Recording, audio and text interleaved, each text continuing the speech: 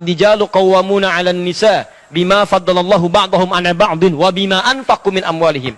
Setiap suami itu kata Allah diberikan dua keistimewaan dibanding istri perempuan. Nanti ibu pun punya keistimewaan dibanding suami. Ada ayatnya lagi. Saya ingin bicara tentang suami dulu. Ya kata Allah apa dua keistimewaan itu? Pertama diberikan perangkat kepemimpinan, kekuatan.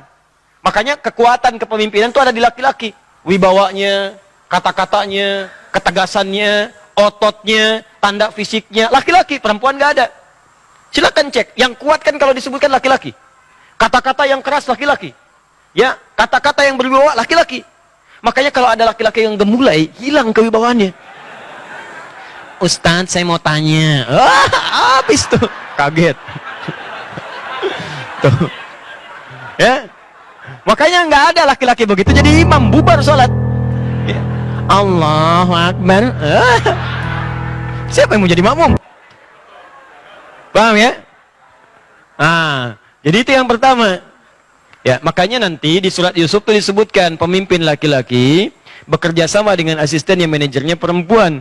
Laki-laki itu seperti matahari. Nabi Yusuf pernah bermimpi, saya melihat matahari dan bulan serta 11 bintang sujud pada saya. Diartikan matahari itu Syamsa itu ayah laki-laki, Qamar itu ibu perempuan.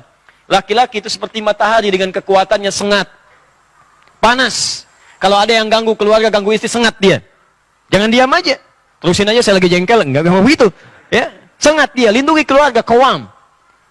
Matahari fungsinya mengeringkan pakaian-pakaian yang sedang basah. Kalau air mata itu mengalir di pipi istri Anda, keringkan dengan kalimat-kalimat Anda. Sayang, jangan menangis sendirian, hatiku gelisah. Itu, catat. Itu maksudnya. Keringkan, keringkan, keringkan. Ya, perempuan seperti bulan. Bulan itu kan keindahan. Orang kalau mau lihat keindahan, nggak ada yang lihat matahari. Belum pernah saya tanya mau kemana Pak lihat keindahan matahari, nggak ada. Pasti lihat bulan keluar, indah, tampil. Demikianlah seorang istri yang baik. Begitu suami pulang lihat, cantik fisik itu relatif, walaupun jelek mutlak. Ya. Tapi keindahan akhlak itu utama. Makanya Sayyidah Khadijah itu kan ketika Nabi melihat, tuh hilang kegelisahannya. Nabi itu sedang capek, lelah. Menerima dakwah, nyampe rumah, lihat wajah istri, baru lihat aja. Itu hilang kegelisahannya, baru lihat wajahnya. Dia bukan bicara masalah kecantikan fisik, bukan. Keindahan kata-katanya, keindahan tampilannya. Itu gimana caranya Bu? Suami pulang dari kantor, capek, pekerjaan menumpuk, nyampe rumah, ya di jalan dikelaksonin, dibalap orang gitu kan, gak enak. Nyampe rumah begitu lihat ibu buka pintu, Assalamualaikum, Waalaikumsalam. Lalu kelihatan ibu, Masya Allah, tambah masalah. Ya. Itu tandanya ada ketidaksesuaian. Belajar. Sekarang banyak buku tentang Khadijah. Banyak buku, ada cetakan A, cetakan A, cetakan B. Baca bagaimana Sayyidah Khadijah. Kalau yang gesit-gesit belajar dari Sayyidah Aisyah. Ya, kalau yang penyabar belajar dari Sayyidah Saudah binti Zam'ah. Semua ada keutamaan. Makanya sering saya katakan di episode yang lalu, kenapa Nabi diperkenankan menikah lebih daripada 4 istri? Karena semua istri Nabi mewakili seluruh karakter perempuan di muka bumi. Makanya ibu lihat-lihat dirinya kira-kira mirip siapa. Lihat cek karakternya. Lalu pelajari dari situ. Ya, jangan tertukar kadang-kadang. Maaf, ini suami jadi bulan, ya istri jadi matahari. Itu yang repot. Jadi nggak boleh ada cerita suami takut istri. Nah, jadi yang pertama itu. Yang kedua, wabima anfaqu min amwalihim. Suami itu diberikan perangkat untuk cari nafkah. Kerja apa? Di suami itu ada. Bahkan di surat An-Nur itu, kalau Anda mau keluar, rizki itu datang, Pak. Ya, rizki itu tidak turun dengan amin.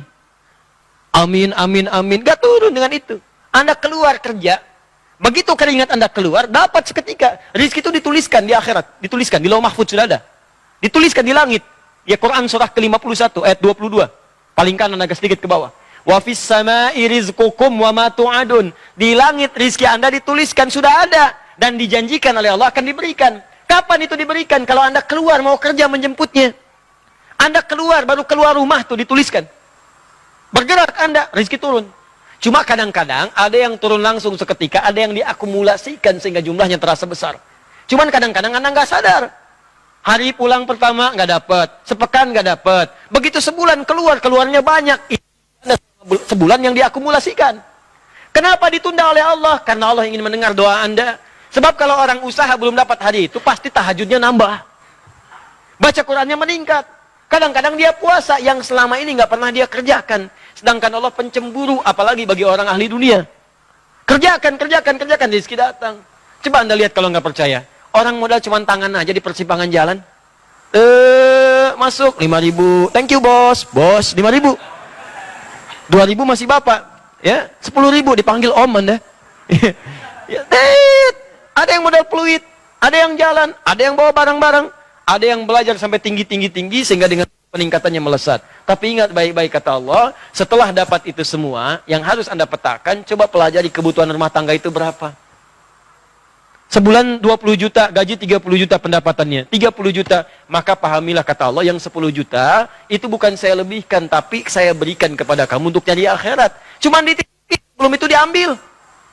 Kalau Anda nggak siapkan investasi akhirat, kejadian. Kadang-kadang ada pencurian, kadang-kadang kebakaran, semua harta habis. Kadang-kadang kebanjiran, ya awas. Kertasnya habis, uang kertas, banjir, basah, habis. Kebakaran, hancur. Apa yang mau Anda banggakan dari situ? Nggak ada. Makanya begitu itu ada, niatkan untuk akhirat. Dan hebatnya kata Allah, begitu Anda keluarkan, ditambah bukan dikurangi. La in syakartum. Quran surah 14 ayat yang ke-7. Gimana mengeluarkannya? Ada zakat. Begitu zakat dikeluarkan naik 10 kali lipat. Makanya keluar zakat. Makanya kata Allah, kalau ada orang lupa zakat, ingatkan dia. Kalau perlu ambil. Ya, yang berhak supaya dikeluarkan. Saking sayangnya Allah supaya nambah hartanya bukan berkurang. Kalau nggak dikeluarkan ada ancaman. Kalau dikeluarkan tambah 10 kali lipat. Di mana dalilnya Ustaz? Quran surah ke-9 ayat 103. Diberikan ke 8 golongan Quran surah 9 ayat ke-60. Yang 103, khudz min amwalihim shadaqah. Ambil dari harta temanmu itu. Ingat dia zakat belum keluar, ingatkan supaya zakat. Berikan ke 8 golongan. Dapat 10 pahala. Ningkat lagi hartanya, ningkat minimal 10 kali lipat. Kalau sudah keluar zakat masih ada, infak keluarkan. Infak itu lebih dahsyat. Kalau zakat fardu memang harus keluar. Kalau infak itu sunnah. Kalau dikeluarkan pahalanya lebih daripada zakat, 700 kali lipat paling minimal. 700 kali lipat paling minimal. Dari mana dalilnya Ustaz? Quran surah kedua Al-Baqarah ayat 261. Paling kiri sebelah atas. Matalul ladzina yunfiquna amwalahum fi sabilillah kamathali habbah ambatat sab'a sanabil fi kulli sumbulatin mi'atu habbah wallahu yudha'ifu liman yasha' wallahu wasi'un alim. Orang kalau mau infak diibaratkan kata Allah seperti menanam satu biji, tumbuh 7 tangkai. Setiap tangkai ada 100 biji baru. 1 kali 7 kali 100, 700 kali lipat paling minimal. Bahkan bisa dilipat gandakan tanpa batas sesuai keikhlasan. Makanya kadang-kadang disentuh pengajian, ada kotak infak, itu bukan mobil-mobilan tuh. Lewat, bukan. Kotak infak.